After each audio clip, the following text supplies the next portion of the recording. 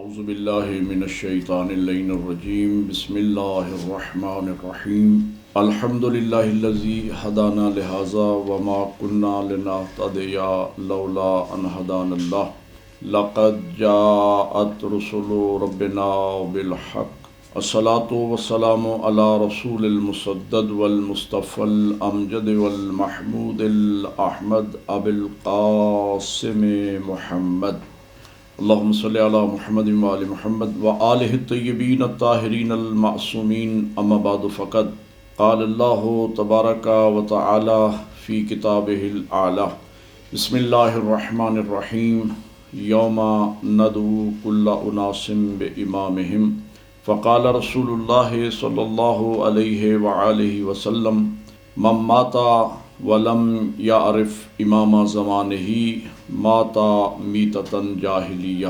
میں سب سے پہلے 15 شعبان المعظم کی مناسبت سے حضرت ولی العصر امام زمان اجل اللہ تعالی فرجہ الشریف کی ولادت باسعادت کی مناسبت سے ملت اسلامیہ کی خدمت میں بالعموم اور پیروان ولایت و امامت کی خدمت میں بالخصوص اور اپنے زمانے کے امام کی بارگاہ مقدس میں بالاخص دل کی اتھاہ گہرائیوں سے ہدیہ تبریک پیش کرتا ہوں۔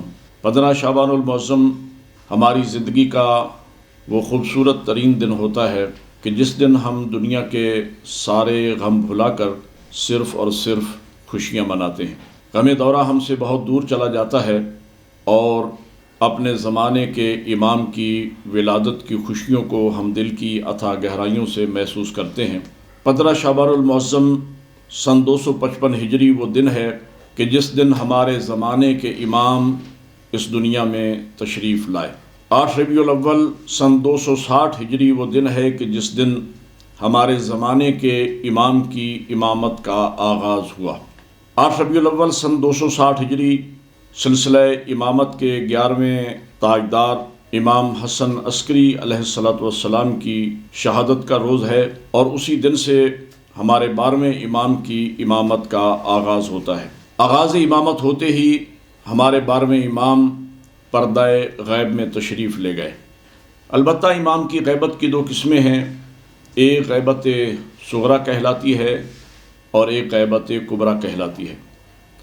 غیبت صغریٰ کا مطلب یہ ہے کہ امام ایک سرداب جو آج بھی زائرین کے لیے زیارت گاہ ہے، سرداب مقدس جسے کہا جاتا ہے سامرہ میں، وہاں امام تشریف فرما ہوتے تھے اور امام کا ایک خاص نائب ہوتا تھا جس کے وسیلے سے مومنین اپنے زمانے کے امام کے ساتھ رابطہ رکھے ہوئے تھے۔ اور 15 شعبان سن 329 ہجری یہ 69 ایئرز یہ ہمارے امام کی غیبت صغریٰ کا زمانہ کہلاتا ہے۔ اور جب ہمارے آخری امام کے آخری نائب کا وقت وفات قریب آیا، اب امام علیہ السلام نے تقطیع مبارک جاری فرمائی کہ اب ان کے بعد میرا کوئی خاص نائب نہیں ہوگا، بلکہ وہ ہر عالم تشیع جو ان شرائط کے ساتھ کہ سائناً لنفسہ حافظاً لدینہ مخالفاً علی الہوی مطیعاً لامر مولا علم کی خاص بلندی تک پہنچ جائے گا، وہ خود بخود میرا نائب ہو جائے گا۔ ہم حجتی علیکم وانا حجت اللہ علیہم، وہ بزرگان دین، وہ علماء کرام، وہ مراجع عظام، وہ مجتہدین کرام میری طرف سے تم پر حجت ہوں گے اور میں اللہ کی طرف سے ان پر حجت ہوں گا۔ اس دور سے لے کر آج تک جس زمانے میں ہم زندگی گزار رہے ہیں یہ ہمارے امام کی غیبت کبریٰ کا زمانہ کہلاتا ہے۔ اس غیبت کبریٰ کے زمانے میں انتظار کرنے والوں کی کیا ذمہ داریاں ہیں؟ کیا ہماری ذمہ داری فقط اتنی ہے کہ ہم نیمہ شعبان امام زمان علیہ السلام اجل اللہ تعالی فرجہ الشریف کی ولادت کا جشن منا لیں اور پھر سارا سال اپنے زمانے کے امام کو فراموش کیے رہیں؟ میں یہ سمجھتا ہوں کہ اس جشن منانے کا اور اس چراغاں کرنے کا حقیقی فائدہ انتظار کرنے والوں کو اس وقت ہوگا کہ جب اس جشن کے بعد انتظار کرنے والوں کے قلب روشن ہو جائیں۔ ہمارے ہادیوں نے ہم پر احسان کیا اور غیبت کبریٰ کے زمانے میں انتظار کرنے والوں کو، مومنین کو ان کی ذمہ داریوں سے آگاہ فرمایا۔ چند ذمہ داریوں کا تذکرہ میں آج کی اس محفل میں کرنا چاہوں گا۔ پہلی ذمہ داری آج کے مومن کی یہ ہے کہ وہ ہر وقت غمگین رہے۔ اس کے چہرے پر تو مسکراہٹ آ سکتی ہے، لیکن وہ اس احساس غم کے ساتھ زندگی گزارے کہ کتنے دکھ کی بات ہے، کتنے افسوس کی بات ہے، فرزند زہرا یوسف فاطمہ ہمارے زمانے کے امام، اللہ کی آخری حجت موجود ہیں، لیکن ہم دشمنان اہل بیت کی کثرت اور اپنے گناہوں کی کثرت کی وجہ سے اپنے زمانے کے امام کی زیارت سے محروم ہیں۔ آپ جانتے ہیں کہ اگر کسی معصوم کے روزے پر پابندی لگ جائے تو مومنین کس قدر پریشان ہو جاتے ہیں۔ متوکل عباسی کا زمانہ کہ جب اس ملعون نے یہ حکم جاری کیا کہ کوئی کربلا کی زیارت کو نہیں جا سکتا، ہاں وہ جا سکتا ہے کہ جو اپنا بازو قلم کروائے۔ میرا سلام ہو اس زمانے کے کامل الایمان مومنین کو کہ لائنیں لگی ہوا کرتی تھیں، مومنین آتے تھے، باری باری اپنا بازو قلم کرواتے تھے اور فرزند زہرا کی زیارت کو جاتے تھے۔ اور جب اس نے یہ دیکھا کہ تعداد تو بڑھتی چلی جا رہی ہے تو اس نے حکم اور سخت کر دیا کہ اب وہ زیارت کو جا سکتا ہے کہ جو اس راہ حسین میں اپنا بچہ ذبح کروائے۔ میرا سلام ہو اس زمانے کی ماؤں کو جو بچے پیدا کرتی رہیں اور فرزند زہرا کی زیارت کو جاتی رہیں۔ اور مجھے یہ بھی یاد پڑتا ہے کہ سن 95 میں جب ایران کے مومنین پر عراق جانے پر پابندی تھی، صدام ملعون کا دور حکومت تھا، تو ایران کے مومنین کو ہم نے زیارت امام حسین کے لیے تڑپتے دیکھا۔ اور مجھے خود یاد پڑتا ہے کہ جب ایران کے مومنین زائرین کے ہاتھوں کے بوسے دیتے تھے اور بعض عاشقان حسین تو زائرین کے پاؤں پہ گر پڑتے تھے اور ان کو چومتے تھے کہ تھوڑی دیر کے بعد یہ پاؤں کربلا کی سرزمین پر چلنے والے ہیں، اور ہمارے لیے بھی دعا کیجئے کہ اللہ ہمیں بھی زیارت کربلا نصیب کرے۔ تو میں کہنا یہ چاہ رہا ہوں کہ اگر کسی معصوم کے روزے کی زیارت پہ پابندی لگ جائے تو مومنین اس قدر پریشان ہو جائیں، تو کیا ہمیں اس بات پہ پریشان نہیں ہونا چاہیے کہ زمانے کا امام فرزند زہرا یوسف فاطمہ موجود ہیں لیکن پھر ہم ان کی زیارت سے محروم ہیں۔ دوسری ذمہ داری آج کے مومن کی یہ ہے کہ وہ امام کے نام پہ صدقہ و خیرات کرتا رہے۔ ان ذمہ داریوں کو سنتے چلے جائیں، اس کا نتیجہ یہ نکلے گا کہ معصوم یہ چاہتے ہیں کہ کسی نہ کسی بہانے سے مومن کا رشتہ اور رابطہ اپنے 12ویں امام کے ساتھ تر و تازہ رہنا چاہیے، اور یہ ایک بڑا رزق آور عمل ہے۔ اس کا اجر و ثواب ہمیں ہی ملنے والا ہے۔ امام کے نام پہ صدقہ و خیرات روزانہ، ہفتے میں ایک مرتبہ، مہینے میں ایک مرتبہ، یا کم از کم سال میں ایک مرتبہ، اپنی حیثیت کے مطابق 10 روپے، 50 روپے، 100 روپے، 1000 روپے کسی مومن کو، کسی مسکین کو، کسی مستحق کو، یہ کہہ کر کہ یہ میں صدقہ دے رہا ہوں اپنے زمانے کے امام کی صحت و سلامتی کے لیے۔ تیسری ذمہ داری مومن کی یہ ہے کہ امام کی صحت و سلامتی کی دعائیں اور ان کی ظہور کی دعائیں ہر وقت مومنین کے لبوں پہ جاری رہنا چاہیے۔ دعائے فرج، دعا الہی عظم البلا، دعا اللہم کل ولیک الحجت ابن الحسن۔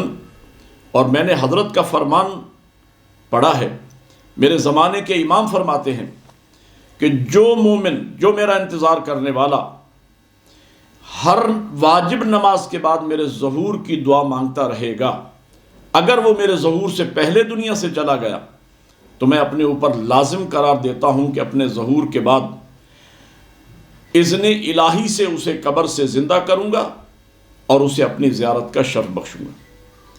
یہ مقام و مرتبہ کسے حاصل ہوگا؟ جو ہر واجب نماز کے بعد امام کے ظہور کی دعا مانگتا رہے گا۔ چوتھی ذمہ داری آج کے مومن کی یہ ہے کہ جب امام کا نام آئے تو امام کے نام کی تعظیم بجا لائے، جیسا کہ علماء متاخرین اور علماء متقدمین کا یہ طریقہ کار چلا آ رہا ہے کہ نماز جمعہ کے دوسرے خطبے میں جب حضرت کا نام آتا ہے تو سارے مومنین تعظیم کے لیے کھڑے ہو جاتے ہیں۔ یہ ہمارے 8ویں امام کا بتایا ہوا طریقہ ہے کہ جب دیب الخزائی نے ہمارے 8ویں امام کی بارگاہ میں وہ قصیدہ پڑھا کہ جس میں میرے 12ویں امام کا نام آتا تھا، تو میرے 8ویں امام کھڑے ہو گئے اور اپنے سر پہ ہاتھ رکھ کے اپنے سر کو جھکا کے اپنے فرزند کی تعظیم بجا لائے۔ 5ویں ذمہ داری آج کے مومن کی یہ ہے کہ وہ ہر وقت انتظار امام میں رہے۔ انتظار امام کا مطلب کیا ہے؟ انتظار امام کا یہ مطلب نہیں ہے کہ ہم کسی مسجد میں، کسی امام بارگاہ میں یا اپنے گھر میں کسی کمرے میں تسبیح ہاتھ میں لے کر مصلی بچھا کے بیٹھ جائیں اور کوئی ہم سے پوچھے کہ آپ کیا کر رہے ہیں تو ہم کہیں کہ ہم اپنے زمانے کے امام کا انتظار کر رہے ہیں۔ انتظار کا مطلب ہاتھ پہ ہاتھ دھر کے بیٹھ جانے کا نام نہیں، انتظار نام ہے تیاری کرنے کا، انتظار نام ہے اپنے آپ کو انقلاب امام زمان کے لیے آمادہ کرنے کا۔ تیاری اور آمادگی کا مطلب کیا ہے؟ کہ ہمیں وہ کچھ بننا ہے کہ جو ہمارے زمانے کے امام چاہتے ہیں۔ ہمارا گھر کا ماحول ایسا ہونا چاہیے جیسے نرجس کا لال چاہتا ہے، ہماری شکل، ہماری صورت، ہماری سیرت، ہمارا ظاہر، ہمارا باطن، ہمارا کردار ایسا ہو جیسا زمانے کا امام چاہتا ہے۔ انتظار کرنے والے کا مقام و مرتبہ بہت بلند ہے۔ میں 2 روایتیں آپ کے سامنے عرض کرنا چاہوں گا۔ اصحاب کا مجمع ہے، پیغمبر اسلام تشریف فرما ہے کہ حضور نے ایک جملہ 3 مرتبہ ارشاد فرمایا۔ حضور فرماتے ہیں مجھے تعجب ہے ان لوگوں کے ایمان پر، پھر فرمایا مجھے تعجب ہے ان لوگوں کے ایمان پر، تیسری مرتبہ فرمایا مجھے تعجب ہے ان لوگوں کے ایمان پر۔ اصحاب میں سے کسی نے عرض کیا یا رسول اللہ، آپ کن لوگوں کے ایمان پہ تعجب کا اظہار فرما رہے ہیں؟ حضور نے استفسار فرمایا اور بیٹھے ہوئے اصحاب سے فرمایا کہ آپ بتاؤ بھلا مجھے کن لوگوں کے ایمان پہ تعجب ہونا چاہیے؟ ایک صحابی نے عرض کیا یا رسول اللہ یقیناً انبیاء کا ایمان قابل تعجب ہوگا۔ حضور فرماتے ہیں انبیاء کے ایمان میں تعجب کی کون سی بات ہے؟ وہ تو اللہ کی معصوم مخلوق ہیں، وہ تو اللہ کی طرف سے نبی بن کے آئے، ہادی بن کے آئے، وہ تو ایمان بانٹنے آئے، ان کے ایمان میں تعجب کی کون سی بات ہے؟ کسی صحابی نے عرض کیا یا رسول اللہ پھر ملائکہ کا ایمان قابل تعجب ہوگا؟ حضور فرماتے ہیں ملائکہ کے ایمان میں تعجب کی کون سی بات ہے؟ وہ تو اطاعت جبری پہ خلق ہوئے ہیں، وہ تو مختار نہیں ہیں، وہ تو اطاعت کرنے میں، ایمان لانے میں اللہ کی طرف سے مجبور ہیں، مختار نہیں۔ ان کے ایمان میں تعجب کی کوئی بات نہیں۔ تو کسی نے کہا یا رسول اللہ پھر ہمارا ایمان قابل تعجب ہوگا؟ تو حضور فرماتے ہیں کہ آپ کے ایمان میں تعجب کی کون سی بات ہے جبکہ آپ مجھے دیکھ رہے ہو، میں تمہارے سامنے موجود ہوں، میرے بھائی علی موجود ہیں، میرے شہزادے جوانان جنت کے سردار حسن و حسین علیہ السلام موجود ہیں، میری بیٹی سیدہ فاطمۃ الزہرا سلام اللہ علیہا گھر میں موجود ہیں، ہم پنجتن پاک موجود ہیں، تم ہمیں دیکھ رہے ہو، پھر تمہارے ایمان میں تعجب کی کون سی بات؟ ادھر سے سلمان فارسی کھڑے ہوئے، ہاتھ باندھ کے عرض کیا یا رسول اللہ آپ خود ارشاد فرمائیے کہ آپ کی نگاہ نبوت و رسالت میں سب سے زیادہ قابل تعجب ایمان کن کامل الایمان مومنین کا ہے؟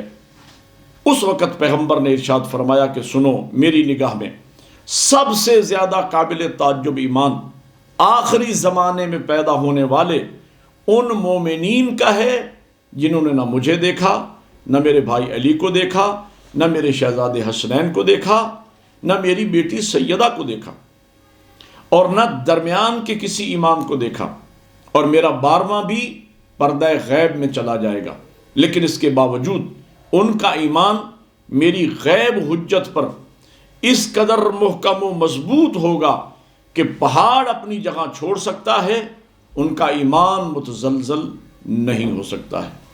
حضور فرماتے مجھے تعجب ان لوگوں کے ایمان پر ہے۔ ایک اور روایت میں موجود ہے کہ پیغمبر نے ایک جملہ ارشاد فرمایا، اور وہ دعائیہ جملہ ہے، اور یہ جملہ بھی 3 مرتبہ ارشاد فرمایا، پروردگار مجھے میرے بھائیوں سے ملا دے، اے میرے اللہ مجھے میرے بھائیوں سے ملا دے، اے میرے مالک مجھے میرے بھائیوں سے ملا دے۔ تو کسی صحابی نے عرض کیا یا رسول اللہ کیا ہم آپ کے بھائی نہیں ہیں؟ آپ کن بھائیوں سے ملاقات کی دعا مانگ رہے ہیں؟ فرمایا آپ میرے اصحاب ہیں، آپ میرے دوست ہیں، میرے بھائی تم سے افضل مخلوق کا نام۔ تو کسی صحابی نے عرض کیا یا رسول اللہ وہ کون خوش قسمت لوگ ہیں کہ جنہیں آپ کی طرف سے اتنا بڑا مقام و مرتبہ حاصل ہو رہا ہے کہ آپ انہیں اپنا بھائی قرار دے رہے ہیں۔ تو اس وقت حضور نے فرمایا کہ آخری زمانے میں پیدا ہونے والے وہ مومنین کہ جنہوں نے نہ مجھے دیکھا، نہ میرے بھائی علی کو دیکھا، نہ درمیان کے کسی امام کو دیکھا، اور میرا 12واں جانشین بھی پردہ غیب میں چلا جائے گا، اس کے باوجود ان کا ایمان میری 12ویں حجت پر اس قدر محکم و مضبوط ہوگا کہ پہاڑ اپنی جگہ چھوڑ سکتا ہے۔ لیکن سے کامل الایمان مومنین ہوں گے کہ سفیدی پر سیاہی کو دیکھ کر ایمان لائیں گے۔ علماء نے اس کی تفسیر یہ کی ہے کہ سفید کاغذ پر کالی سیاہی سے لکھی ہوئی تحریر کو دیکھ کر وہ میری 12ویں حجت پر، میرے 12ویں جانشین پر ایمان لائیں گے، اور ان کا ایمان اس قدر محکم و مضبوط ہوگا کہ پہاڑ اپنی جگہ چھوڑ سکتا ہے لیکن ان کا ایمان متزلزل نہیں ہو سکتا ہے۔ میں ان بھائیوں سے ملنے کی دعا مانگ رہا ہوں۔ تو آپ نے محسوس کیا ہوگا کہ حضور کی نگاہ میں غیبت کبریٰ کے زمانے میں پیدا ہونے والے انتظار کرنے والوں کا مقام و مرتبہ کس قدر بلند ہے، اور اگر مقام و مرتبہ بلند ہے تو مومن کی ذمہ داریاں بھی بہت زیادہ ہیں۔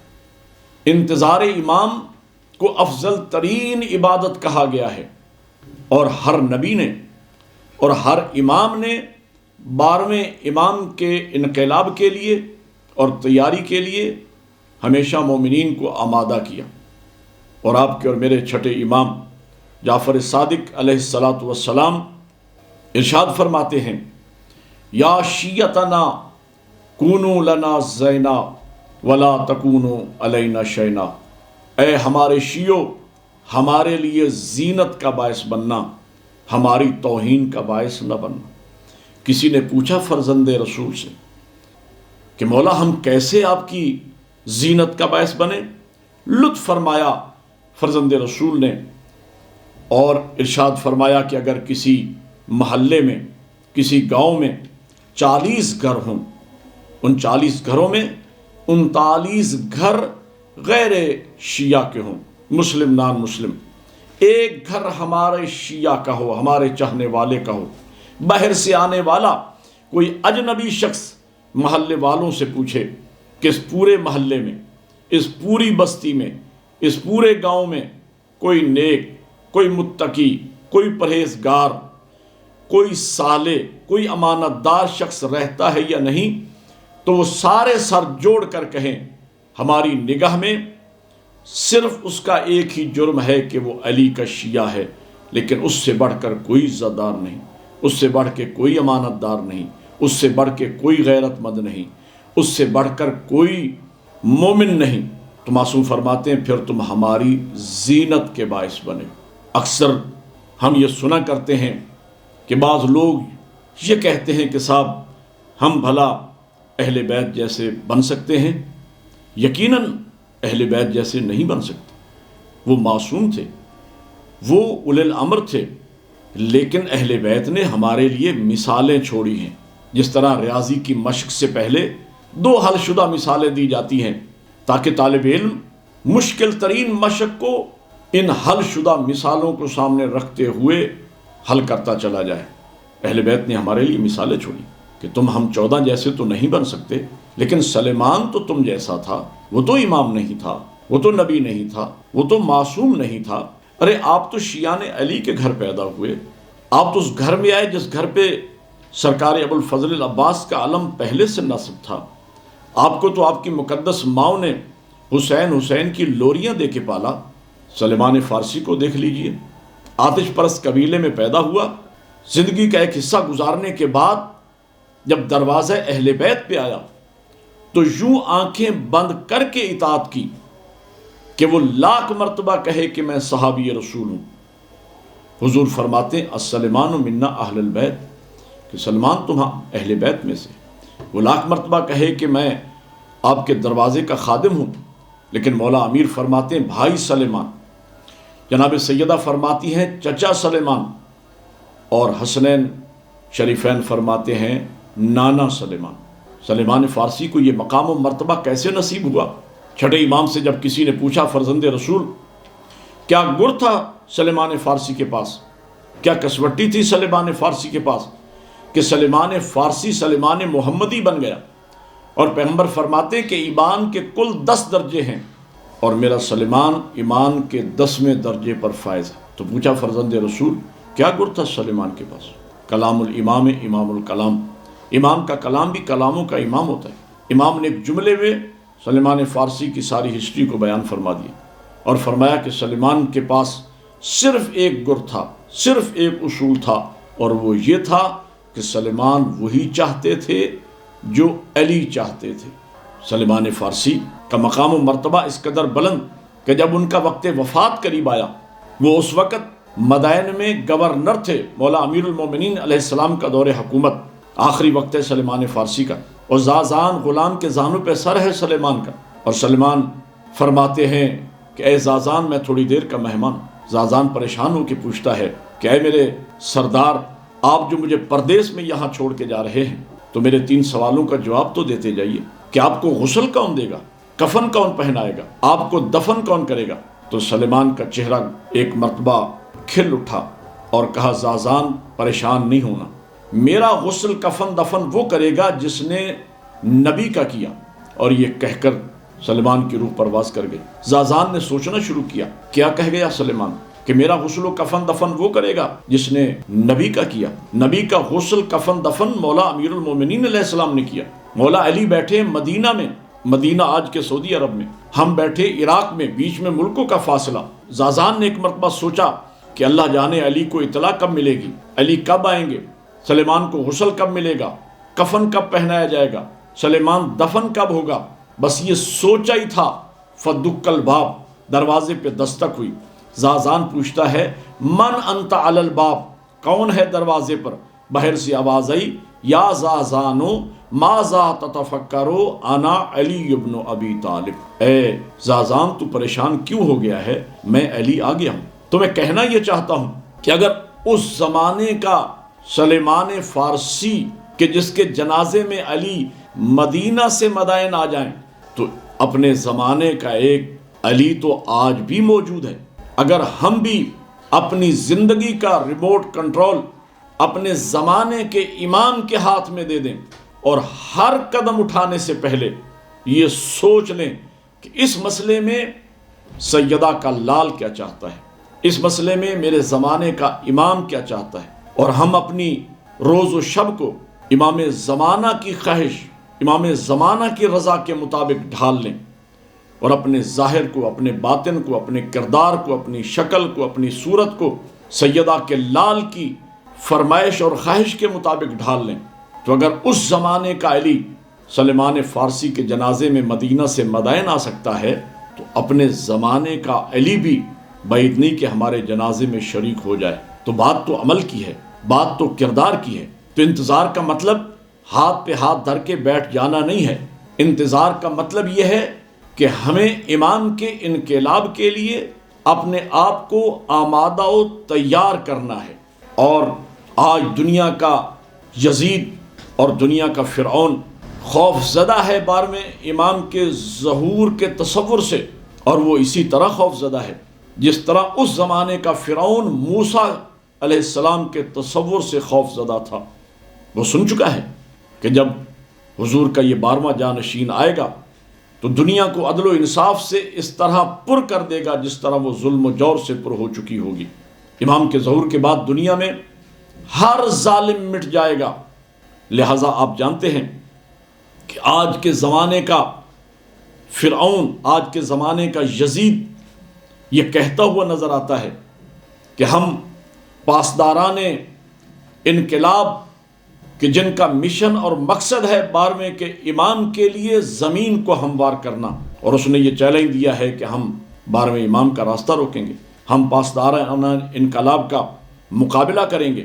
لیکن وہ بدبخت جانتا نہیں ہے کہ میرے 12ویں نے ایران میں ظہور نہیں کرنا، اس نے مکہ میں آنا ہے، اور وہ حکم خدا سے ظہور فرمائیں گے۔ تو بہرحال میں کہنا یہ چاہ رہا ہوں، ہماری ذمہ داری ہے کہ ہم صحیح منتظر بنیں اپنے زمانے کے امام کے، اور میں نوجوانوں کو اندھیرے میں نہیں رکھنا چاہتا۔ نوجوان انتظار کرنے والے سنیں کہ میں ملت کے جوانوں سے پوچھتا ہوں کہ اگر آپ کو اپنے زمانے کے امام کا سپاہی بننا ہے تو آپ کو بارش ہونا چاہیے۔ 1,24,000 انبیاء سب کے سب مرد تھے، سب نے داڑھی رکھی یا نہیں؟ ہمارے 12 امام 12 کے 12 مرد، سب نے داڑھی رکھی یا نہیں؟ حضرت سلیمان فارسی سے لے کر آقا خمینی تک تمام بزرگان دین نے داڑھی رکھی یا نہیں؟ آقا خامنائی سے لے کر آپ کی مسجد کے پیش نماز تک تمام علماء نے داڑھی رکھی یا نہیں؟ تو میں ایک بات سوچتا ہوں، وہ انتظار کرنے والا، وہ اپنے آپ کو امام کا شیعہ کہنے والا مجھے بتائے، کیا اسے انبیاء کی شکل پسند نہیں؟ کیا اسے ائمہ کی صورت پسند نہیں؟ کیا اسے بزرگان دین کی شکل پسند نہیں؟ کیا اسے علماء کی صورت پسند نہیں؟ اور کسی شاعر نے کیا خوبصورت بات کہی ہے کہ اے نوجوان سوچ وہ دین دی نہیں جس دین میں عمل کا بھی کامل یقین نہیں، اکبر کو ریش تھی تجھے داڑھی ہے ناگوار، لیلا کے چاند سے تو زیادہ حسین نہیں۔ تو ہماری شکل ایسی ہونا چاہیے جیسے امام چاہتے ہیں۔ اور ایک بات اور یاد رکھنا، کوئی بے نماز 12ویں کا سپاہی نہ بن پائے گا۔ انتظار امام کا مطلب یہ ہے کہ ہمیں اپنے آپ کو، اپنے گھر کو اور اپنے اہل خانہ کو اور اپنے ماحول کو ایسے تیار کرنا ہے جیسے فرزند رسول چاہتے ہیں۔ انتظار کا مطلب یہ ہے۔ ایک اور ذمہ داری ہے آج کے مومن کی، اور وہ ذمہ داری یہ ہے کہ وہ کسی بھی مشکل وقت میں اپنے زمانے کے امام کو فراموش نہ کرے۔ جیسا کہ آپ جانتے ہیں کہ آج پوری دنیا میں کرونا وائرس کی وبا پھیل چکی ہے، تو ظاہر ہے اس مشکل میں بھی ہمیں اپنے زمانے کے امام کو فراموش نہیں کرنا چاہیے۔ سوچنے کی بات ہے، اگر ہم مولا امیر المومنین علیہ السلام کے دور حکومت میں زندہ ہوتے اور ہم پر یہ مصیبت آتی تو ہم اپنے امام کی بارگاہ میں جاتے۔ اگر ہم چوتھے امام کے دور امامت میں زندہ ہوتے تو ہم اپنی اس مشکل کو لے کر امام کی بارگاہ میں جاتے۔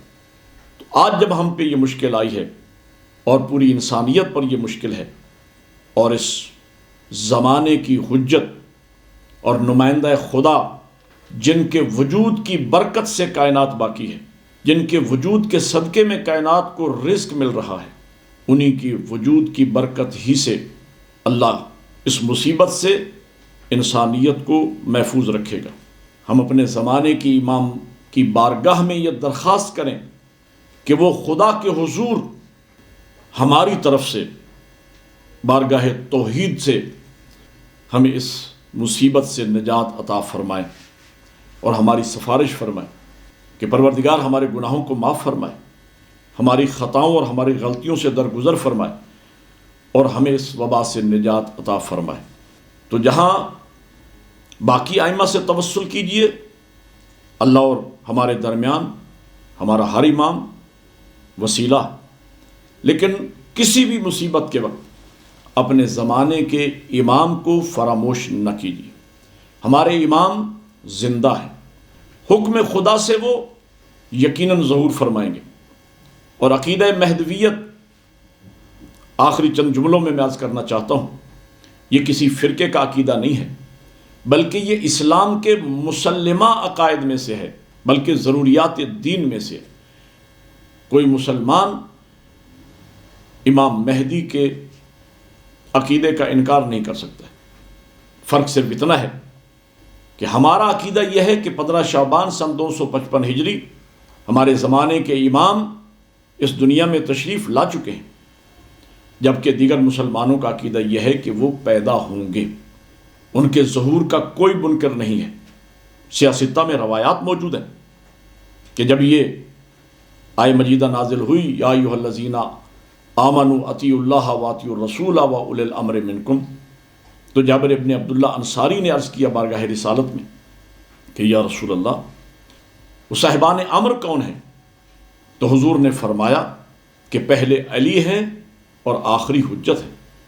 12 کے نام حضور نے گنوائے، اور جب 12ویں امام پہ آئے تو فرمایا اس کا نام میرے نام پہ ہوگا، اس کی کنیت میری کنیت ہوگی، اس کے صفات و شمائل میرے صفات و شمائل ہوں گے، اور وہ پردہ غیب میں چلا جائے گا۔ اور سیاستہ ہی میں یہ روایت بھی موجود ہے کہ حضور نے فرمایا کہ اگر قیامت کے آنے میں ایک دن باقی رہ گیا تو اللہ اس دن کو اس قدر طولانی فرما دے گا کہ اس میں میرا 12واں جانشین ظہور کرے گا، اور زمین کو عدل و انصاف سے اس طرح پر کر دے گا جس طرح وہ ظلم و جور سے پر ہو چکی ہوگی۔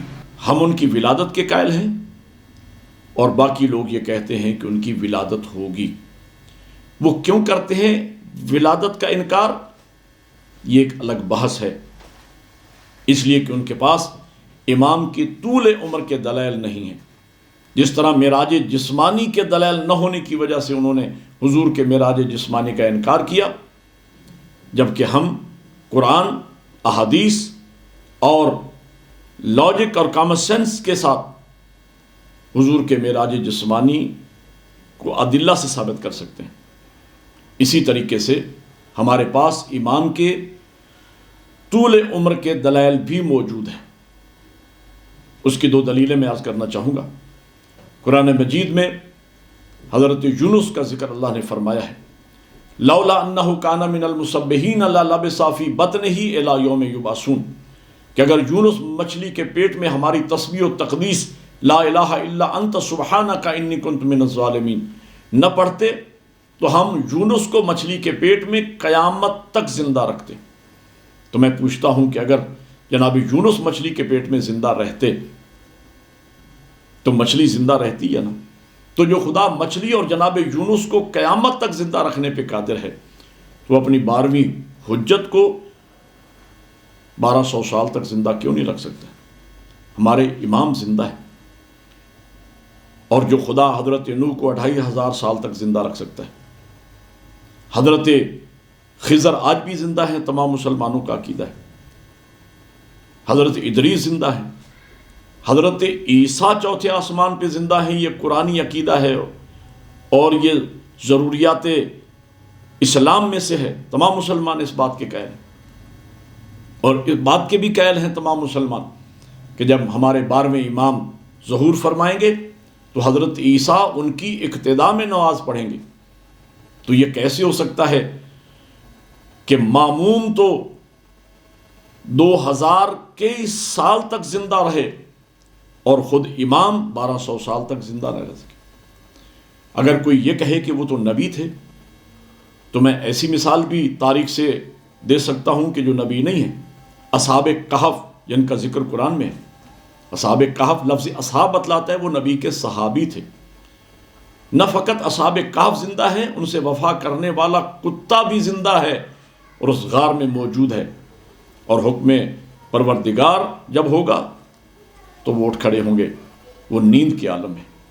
تو جو خدا حضرت خضر کو آج تک زندہ رکھے ہوئے ہیں، حضرت ادریس کو آج تک زندہ رکھے ہوئے، حضرت عیسیٰ کو آج تک زندہ رکھے ہوئے، اصحاب کہف کو اور ان کے کتے کو زندہ رکھنے پہ جو ذات قادر ہے، تو اپنی 12ویں حجت کو 1200 سال تک زندہ کیوں نہیں رکھ سکتا؟ ہمارے امام زندہ ہیں، موجود ہیں، اور وہ جب حکم خدا ہوگا وہ ظہور فرمائیں گے اور دنیا کو عدل و انصاف کے ساتھ اس طرح پر کر دیں گے جس طرح وہ ظلم و جور کے ساتھ پر ہو چکی ہوگی۔ آخر میں دعا کرتا ہوں کہ خالق کائنات بحق محمد و اہل بیت محمد ہمارے 12ویں امام کے ظہور میں تعجیل فرمائے اور ہمیں امام کا صحیح انتظار کرنے والا بننے کی توفیق عطا فرمائے، اور خصوصاً تمام عالم اسلام کے لیے، تمام صاحبان ایمان کے لیے، تمام انتظار کرنے والوں کے لیے میں دعا گو ہوں کہ پروردگار میں امام کے وجود کی برکت سے اور امام کے اس دن کی برکت سے کہ جو ہم منا رہے ہیں، ہم سب کی مشکلات کو آسان فرما، خصوصاً اس کرونا جیسی وبا سے عالم انسانیت کی حفاظت فرماؤ، اور مالک اپنی قدرت کاملہ سے اپنے اس حجت کے صدقے میں اس مصیبت سے انسانیت کو نجات عطا فرما، بیمار مومنین کو شفا عطا فرما، پریشان حال مومنین کی پریشانیاں دور فرما، بے اولاد گودوں کو اولاد کی دولت سے مالا مال فرما۔ اور ناظرین، جہاں جہاں تک میری آواز جا رہی ہے اور مومنین سماعت فرما رہے ہیں، ان کے دلوں میں جو نیک خواہشیں ہیں، جو آرزوئیں ہیں، تیری حجت کے واسطے اور وسیلے سے تو اسے مانگنا چاہتے ہیں، مالک وہ تمام حاجات شرعیہ پوری فرما، اور ہمیں اپنے زمانے کے امام کی زیارت کا شرف عطا فرما، اور ہمیں ایسا بنا دے جیسا فرزند رسول چاہتے ہیں۔ اللہم تقبل منا انکا انت السمیع الدعا۔ اللہم کل ولیک الحجت ابن الحسن صلواتک علیہ وعلی آبائہ فی ہذہ الساعۃ وفی کل ساعہ ولیا وحافظا قائدا وناصرا دلیلا وعینا حتی تسکنہ ارضک طوعا وتمتعہ فیہا طویلا۔ یا مقلب القلوب والابصار یا مدبر اللیل والنہار یا محول الحول والاحوال حول حالنا الی احسن الحال۔ ان اللہ وملائکتہ یصلون علی النبی یا ایھا الذین آمنوا صلوا علیہ وسلموا تسلیما۔ اللہم صل علی محمد وآل محمد وعجل